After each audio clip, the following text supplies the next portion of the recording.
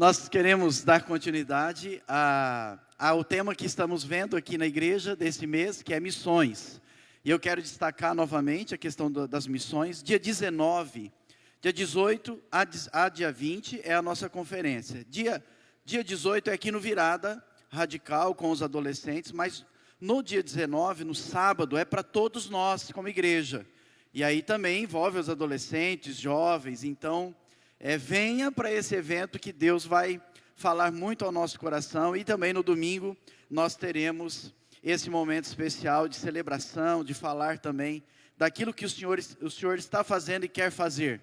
O tema é esse que está projetado ao redor do mundo, ou do outro lado desta rua, falarei do teu amor. Esse é, sem dúvida nenhuma, o grande desafio para nós como igreja, entender que nós precisamos ir ao redor do mundo, ou do outro lado da rua, para falar do amor do Senhor Jesus, daquilo que Ele tem feito na nossa vida. Aí entra o nosso tema de hoje, uma igreja missionária.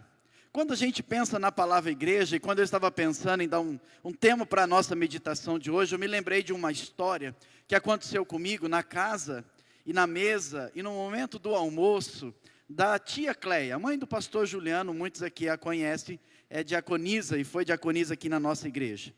Um dia eu estava lá e eu estava um pouco assim, meio atribulado, e ela falou, filho, fala o que está acontecendo. E ela olhava para mim, ela conhecia muito bem.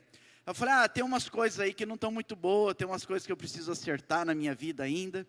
E ela falou uma coisa, vai, acerta tudo que você tem para acertar, porque agora você é um novo menino, um menino que ama Jesus e quer viver as coisas certas de Deus. Depois você pode voltar a entrar na minha casa e comer na minha mesa. Olha só. E esse incluía voltar a estudar, que eu havia parado de estudar. Eu fui uma criança, um adolescente, um tanto quanto um pouco rebelde.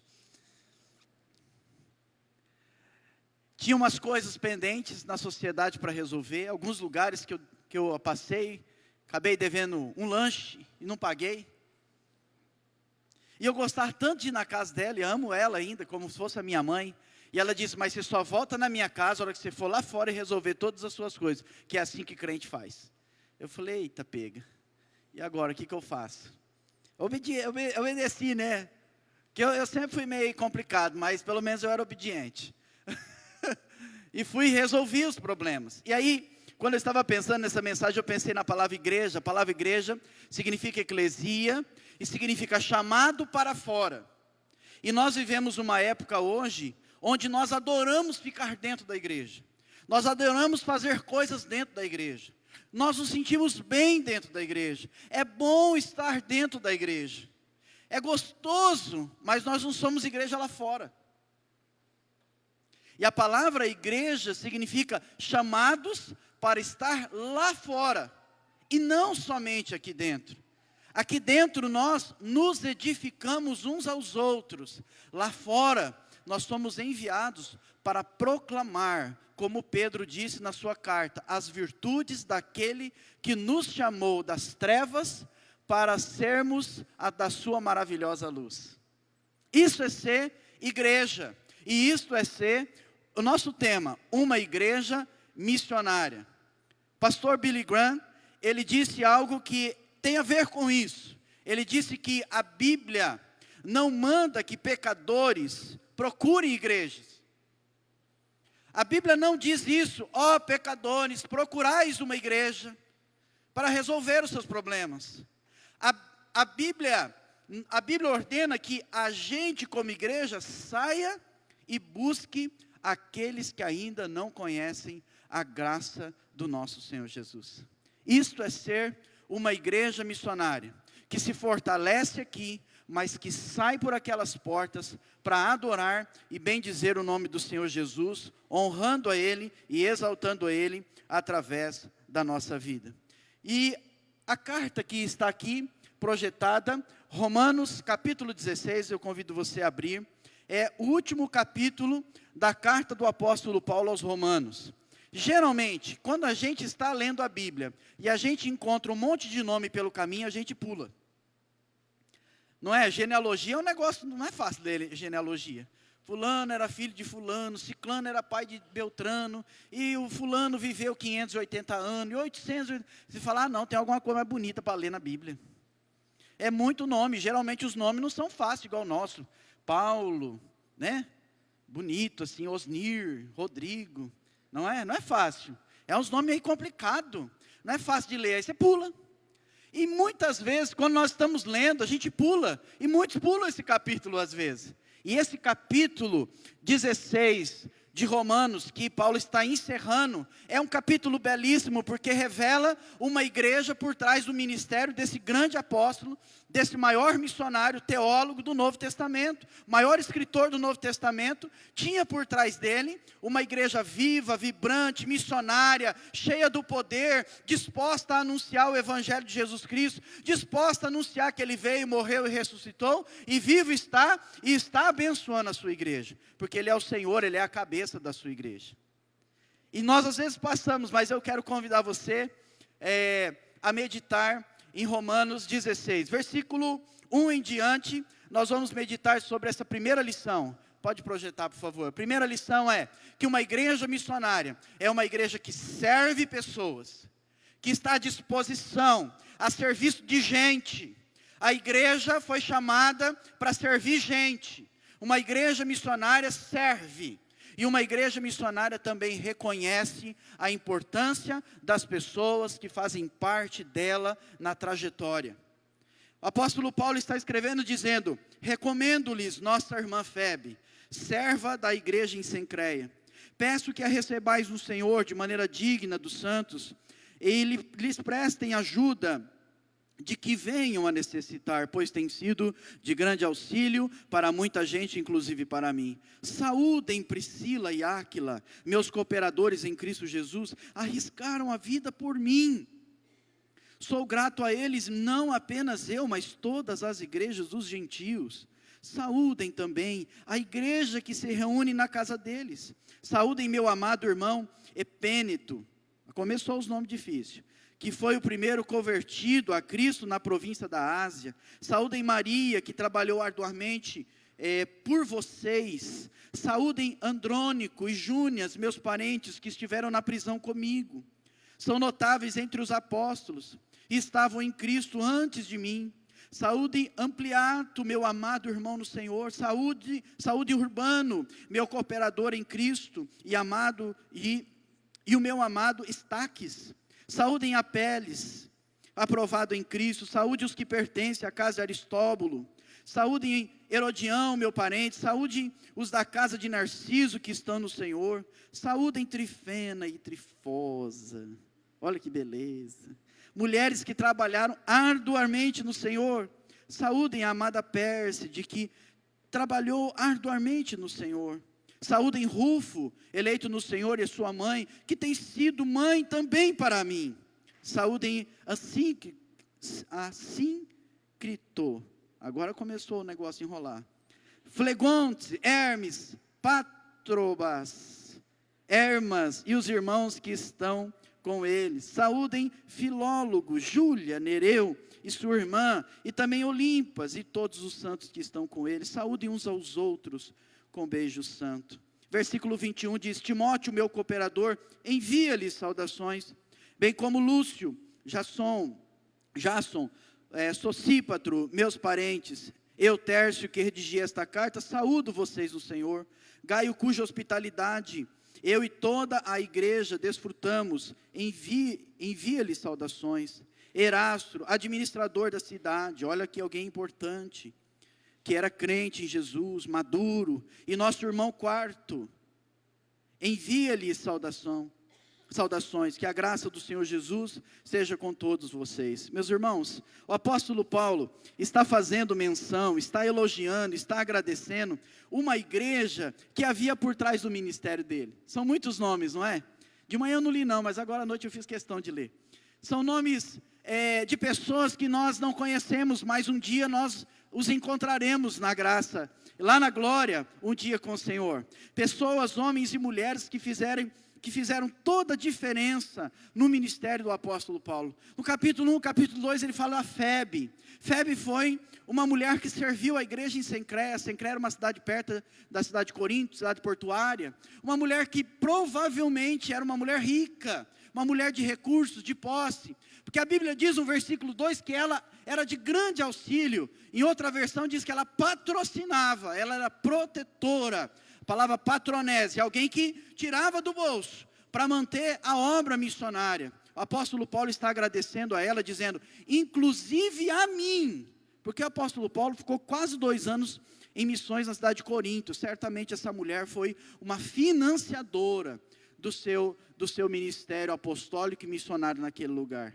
Uma igreja missionária é uma igreja que serve, que está à disposição. Priscila e Áquila eram um casal missionário. Aonde eles estavam, Paulo está dizendo, eu saúdo a igreja que está na casa deles. Era um casal missionário, eles moraram em Roma, Efésio, Coríntios, depois voltaram para Roma. Aonde eles estavam, tinha uma igreja na casa deles. Você está disposto a abrir a sua casa para a igreja de Jesus?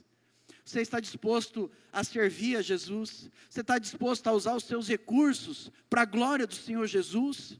Ou nós fazemos assim, eu ajudo até onde não me atrapalha. Me atrapalhou, eu paro. Muitos são assim. Mas aqui Paulo está trazendo à sua memória pessoas que serviram, pessoas que fizeram parte do seu ministério. O apóstolo Paulo está destacando, está elogiando, agradecendo, reconhecendo a sua equipe.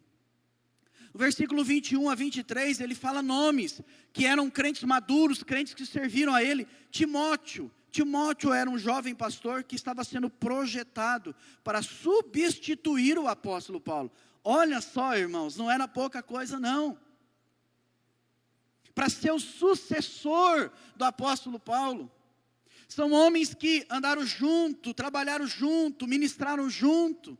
E hoje, de modo muito especial, a gente tem o privilégio, a oportunidade nesta noite de consagrar, de ordenar presbíteros para servir ao Senhor, homens maduros, líderes, que vão ser aqui nessa noite abençoados, com o poder do Espírito Santo de Deus, a sabedoria que vem do alto, temor do Senhor, para liderar essa igreja, para pastorear essa igreja, que não é perfeita e não é perfeita, porque eu e você estamos aqui. Mas homens que vão ser nessa noite consagrados a Deus, assim como o apóstolo Paulo tinha um time, tinha uma equipe que andava com ele, ora do seu lado, ora por trás, ora ia na frente. Ele lembra de Andrônico, que era parente dele e que estava no Senhor antes dele. Era um crente mais velho, maduro, experiente. A Bíblia diz em Atos 18 que Priscila e Áquila discipularam homens como Apolo, um grande pregador do Evangelho. Homens maduros, mulheres maduras que serviam ao Senhor. E nessa noite não é diferente quando exaltamos a Deus através da consagração de homens e mulheres que vão nos ministrar e pastorear a igreja junto com os pastores. Quando falamos de Áquila e Priscila, lembramos que a igreja da casa deles, meu irmão, ministério de célula. Você parou para pensar, que às vezes nós não paramos para pensar, é um privilégio, uma igreja missionária, é uma igreja de pessoas, de homens e mulheres que têm a sua vida a serviço do Senhor, a sua casa a serviço do Senhor, os seus recursos, tudo que Ele é a serviço do Senhor. Se você olhar por esse lado, quando tiver célula na sua casa, você vai pensar, hoje, neste dia, muito especial, porque a igreja de Jesus vai estar na minha casa. O Senhor estará na minha casa. A igreja de Jesus, e nós vamos estar aqui reunidos para louvar e exaltar o nome do Senhor. Isso precisa trazer impacto na nossa vida. Isso tem que mudar a nossa história. É isso que o apóstolo Paulo está escrevendo. A carta de Paulo aos Romanos é o maior escrito teológico doutrinário do Novo Testamento. Se você quiser entender qual é o projeto e o propósito de Deus para a sua vida, você leia Romanos 1 até o capítulo 11. E se você quiser entender como você pode viver isso, você leia do capítulo 12 até o capítulo 15. E você olha para trás e diz assim: louvado seja o nome do Senhor, eu louvo o teu nome e te agradeço, que é o capítulo 16. Essa é uma igreja que serve e reconhece a importância de pessoas. O apóstolo Paulo está reconhecendo. O próximo slide, eu fiz aqui uma paráfrase para honrar e louvar a Deus pela vida do nosso irmão Darcy, pai do pastor Lucas, que nos deixou nesta semana. Se talvez pudéssemos escrever, e se ele fosse uma dessas pessoas lá da igreja de Roma, diria: saudai o estimado Darcy, que muito serviu ao Senhor, e igualmente a sua casa, que o consolo e a paz do Senhor seja sobre os nossos irmãos. Precisamos aprender a reconhecer as pessoas, precisamos aprender a elogiar as pessoas, precisamos aprender a honrar as pessoas. Nós muitas vezes pecamos nisso, mas uma igreja missionária não se esquece disso. Por isso que nós estamos tendo nesse período, nesses meses, o mês do missionário. É o mês, não é, Guedes, o mês onde nós nos lembramos daquele missionário, daquela missionária, e oramos por eles. Isso é uma maneira de escrever Romanos 16 na nossa história atual. Orando, contribuindo, incentivando, estando na brecha, clamando a Deus. Isso é ser igreja. Muitas vezes esquecemos que isso é ser igreja. O serviço na igreja, como nós estamos dizendo que uma igreja missionária é uma igreja que serve, o serviço na igreja acontece de várias formas.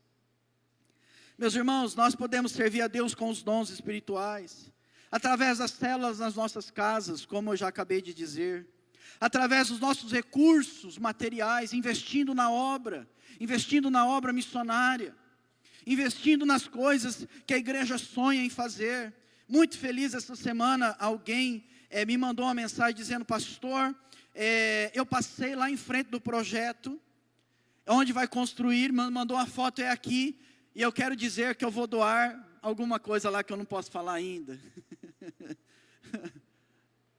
Alguém que está sendo ministrado, está sendo tocado o Senhor, para usar daquilo que é terreno, daquilo que vai passar, daquilo que vai acabar, para investir naquilo que é eterno.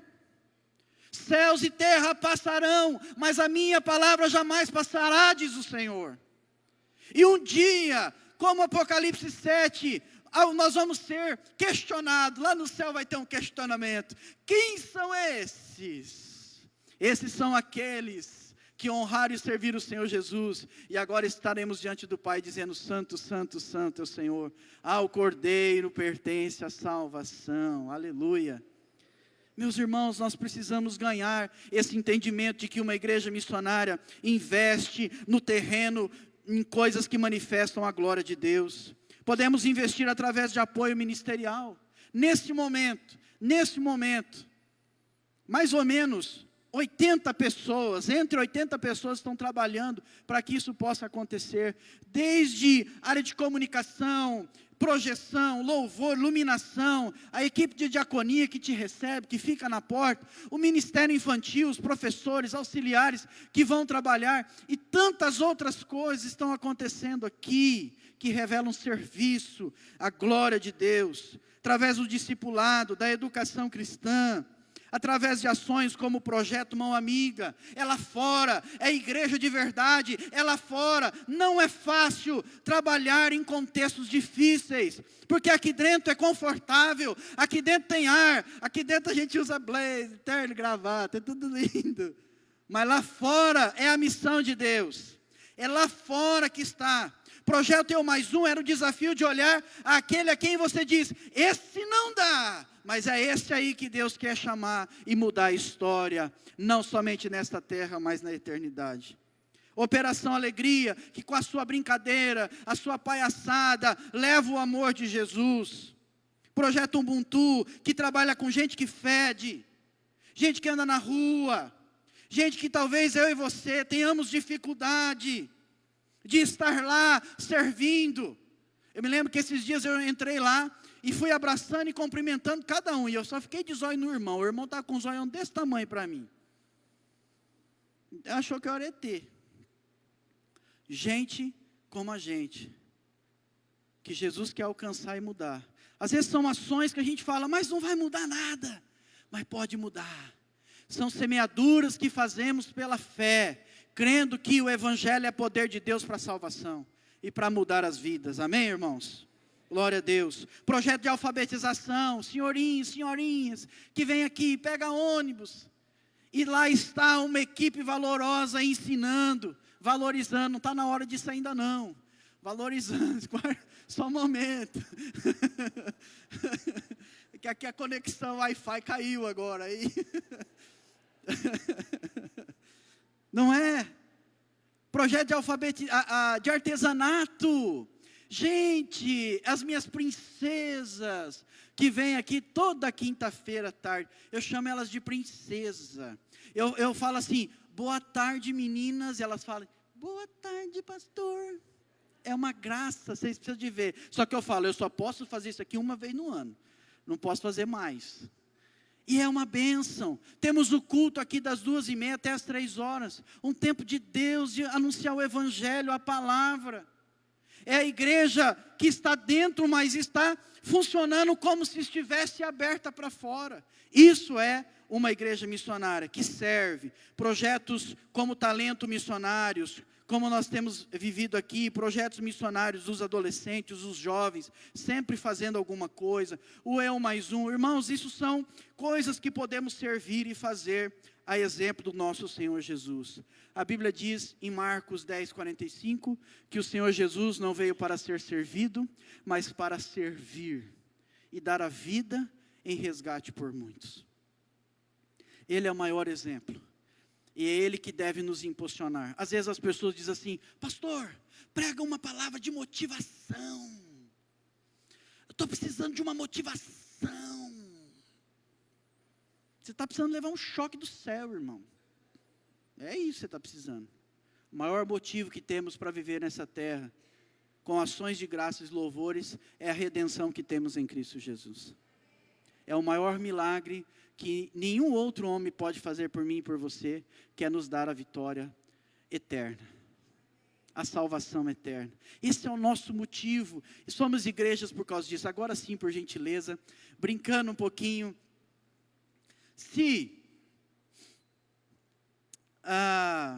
quando falamos de pessoas, eu me lembrei dessa serva de Deus, essa mocinha que está ali.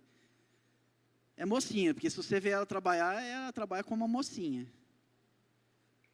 Eu e o pastor Evandro ficamos tentando descobrir, né, pastor Evandro, quanto tempo ela é professora na igreja. Bom, se o pastor Evandro diz que ela impactou muito a vida do pastor Evandro, e agora ele já tem o cartão de idoso. O pastor Evandro fez aniversário essa semana, irmãos. Vida longa.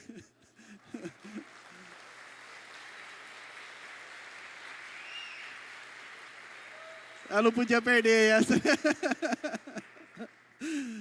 Depois você briga comigo. Há quantos anos esta serva valorosa de Deus? Dona Esmeralda, a senhora pode se colocar em pé?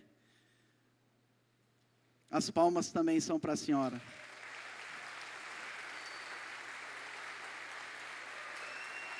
Muito obrigado, Dona Esmeralda. Muito obrigado pela sua vida, você ser uma mulher como a senhora é. E se a gente escrevesse na Bíblia, podia dizer, saudai Esmeralda, que tem se esmerado no ensino do Evangelho do Senhor Jesus, e a todos os professores que de igual modo trabalham no Senhor. E através da Dona Esmeralda, eu quero parabenizar todos os professores, todos aqueles que ensinam, os que são mestres, fora daqui, no mundo secular, as ciências diversas e também na casa do Senhor através da educação cristã. Muito obrigado, que Deus abençoe a sua vida e o seu serviço também. Amém.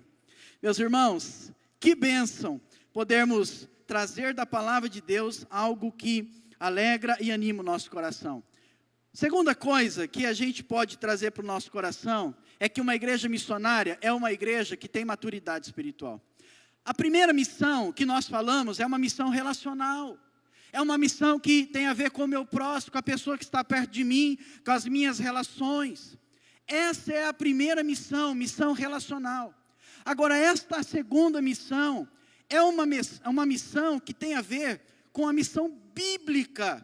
É o entendimento da missão que exige maturidade, que exige conhecimento da palavra de Deus, que exige discernimento espiritual, que exige sabedoria, que exige uma vida em comunidade, que é impactada com a missão relacional, mas que é bíblica, que não se deixa enganar, que não se deixa ser levada por qualquer vento de doutrina, por qualquer confusão, por qualquer coisa. É uma igreja missionária que tem maturidade espiritual. Versículo 17, o apóstolo Paulo muda o tom da conversa e o elogio se torna numa exortação. Ele diz: recomendo-lhes, irmãos. Em outra tradução diz: noteis bem, preste bem atenção, fica com o alerta ligado. E ele diz: recomendo-lhes, irmãos, que tomem cuidado com aqueles que causam divisões e colocam obstáculo ao ensino que vocês têm recebido, ou a doutrina que aprendestes, na revista atualizada. Afastem-se deles. Irmãos, tem alguma coisa que você está esquisito e não está na palavra? Afasta. Sai fora. Ai, mas eu senti um negócio diferente. Sentir, todo mundo sente, porque nós somos ser humano vivo. Você sente arrepio, calor, calafrio, você sente medo, você sente dor nas partes. Você sente. Se você não tomar banho, você cheira mal. Está na palavra? Senhor, então me ajuda a entender o teu propósito. Não está na palavra? Cuidado. Nós precisamos entender que o apóstolo Paulo está chamando a atenção para que os crentes precisam ter discernimento espiritual e conhecimento da palavra de Deus. Notem bem, ele diz, notem bem. Maturidade espiritual, para entender a missão bíblica, exige maturidade espiritual. E eu fiz uma definição sobre maturidade espiritual que eu gostaria de ver com você. Maturidade espiritual é manter-se firme na fé, apesar das adversidades. Você conhece alguém que quando passou uma crise, abandonou o Evangelho de Jesus? Manter-se firme na fé, apesar das adversidades. Firmado nos valores do Evangelho, apesar das pressões. E eu e você recebemos muita pressão. Servindo com seus dons e recursos, visando a edificação do corpo de Cristo. Relacionando-se com Deus, consigo mesmo e com os outros, de forma madura e equilibrada. O apóstolo Paulo diz em Romanos 2:3, não pense de você mesmo além do que você deve pensar. Contudo, pense de forma equilibrada. Ele diz, cumprindo o seu propósito em Cristo, para a glória de Deus. O apóstolo Paulo está nos exortando. Irmãos, há muita coisa esquisita, há muita coisa acontecendo fora do Evangelho. Se você ligar a sua televisão, você vai ver quantas doutrinas, quantas heresias, quantas coisas esquisitas. Essa semana eu recebi pela internet lá um vídeo de um pastor na Hungria matando um bode no altar para representar o sacrifício de Jesus. E na fala dele ele diz, nem Jesus sabia que estava indo para o matadouro. Mentira! Que a Bíblia diz que ele foi em silêncio e ele sabia. Quando ele diz aos seus discípulos, importa que o Filho do Homem passe por todas estas coisas. Ensinos que muitas vezes a gente diz, oi, que interessante. Não está na palavra. Missão bíblica tem a ver com maturidade, tem a ver com conhecimento do Evangelho, daquilo que Deus está fazendo na nossa vida. Precisamos entender isso, meus irmãos. O apóstolo Paulo está nos exortando a estarmos alerta com tantas coisas. De atrás um crente fez assim, vamos fazer uma festa da bruxa. Não deixa seu filho ir numa festa dessa. Mesmo que seja um aniversário, não deixa ir. Porque tem muita criança voltada, assustada para casa, e depois não dorme, são brechas. Precisamos cuidar, gente. Tem crente fora da palavra. Crente fazendo coisa esquisita, para satisfazer seus próprios prazeres, sem se importar. O apóstolo Paulo vai trazer essa exortação, irmãos, dizendo que as divisões são uma estratégia de Satanás para quebrar o projeto de Deus para a sua igreja. E uma igreja missionária precisa estar atento. Jesus diz, como eu vos amei, vocês devem amar uns aos outros. Com isso saberão que vocês sois meus discípulos, se vocês se amarem uns aos outros. A nossa unidade glorifica a Deus. E a nossa unidade tem a ver com o Evangelho, tem a ver com a missão da igreja. O versículo diz, ele diz, cuidado, afaste-se deles. Se você quer entender melhor para viver esta vida e unidade, você lê do capítulo 12 até o capítulo 15, e aí Deus vai falar também poderosamente com você. Meus irmãos, a divisão na igreja é obra de Satanás, nós precisamos entender isso. Precisamos ter entendimento. E aí Paulo muda, ele volta ao tom de amistoso, ele diz, todos têm ouvido falar, versículo 19, da obediência de vocês. Por isso estou alegre, mas quero que sejam sábios em relação ao que é bom e sem malícia em relação ao que é mal. E ele diz, versículo 20, em breve o Deus da paz esmagará Satanás debaixo dos seus pés. Paulo aqui faz mais uma exortação, agora retomando o tom de ânimo e de alegria pela vida daqueles irmãos, mas ele vai nos lembrar que não somos nós que esmagamos a Satanás, é Deus que faz isso. Paulo diz em 2 Coríntios 2,11, pois não ignoramos os desígnios, as intenções de Satanás. Não somos nós que vamos pisar a cabeça de Satanás. Satanás não quer que você invista sua vida, suas potencialidades, seus recursos na obra missionária, pois quando a igreja faz missão, na sua vida prática, diária, o inferno treme. O inferno treme quando eu e você fazemos missão lá fora, para a glória de Jesus. Mas sem a força de Deus, sem o poder do Espírito Santo de Deus, sem o revestimento da armadura de Deus, não dá para encarar essa guerra. Por isso o apóstolo Paulo, em Efésios 6, 11 e 12, ele diz, no mais, irmãos, sedes fortalecidos no Senhor e na força do seu poder. Revestidos de toda a armadura, para poder resistir firme aos ataques e às ciladas de Satanás. Quem vai esmagar o diabo é o Deus da paz. A autoridade está no nome de Jesus, a vitória dele e a glória dele. Amém. Terceira lição, meus irmãos, é que uma igreja missionária é uma igreja que tem uma adoração centrada em Cristo. Veja só os versículos 25, 26 e 27. Ora, aquele que tem poder para confirmá-los pelo meu evangelho e pela proclamação de Jesus Cristo, de acordo com a revelação do mistério oculto nos tempos passados, mas agora revelado e dado a conhecer pelas escrituras proféticas, por ordem de Deus, o Eterno, para que todas as nações venham a crer nele e obedecer-lhe. Sim, ao único Deus sábio, seja glória para todos sempre, por meio de Jesus Cristo. Amém e amém. Falamos da missão relacional, missão bíblica e a missão cristocêntrica. Não há outro que não seja digno de ser adorado a Jesus. Uma igreja missionária é uma igreja que adora a Jesus.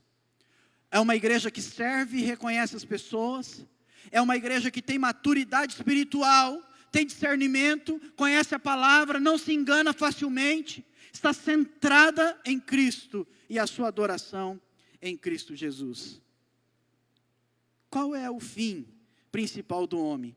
Glorificar a Deus e gozá-lo para todo sempre. A missão cristocêntrica, pode projetar por favor, nos ensina que as missões não são o alvo fundamental da igreja. Ai pastor, você falou, pregou, agora que você vai falar outra coisa?